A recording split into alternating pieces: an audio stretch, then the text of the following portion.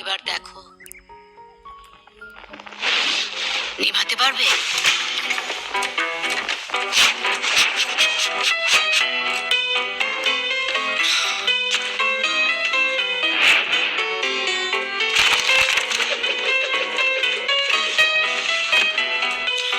তুমি মোটেও ভালো না নানি চান। কেন? কারণ তুমি খুব খারাপ মহিলা। হাজির। তোমার সাহস আছে নাকি আমাকে মারার? তোমার সাথে তো কোনো কথাই বলা যায় না। আরে ইয়ার নাকি? সরে যাও। চলে যাচ্ছ? ময়না, খেয়ে নাও পাখি।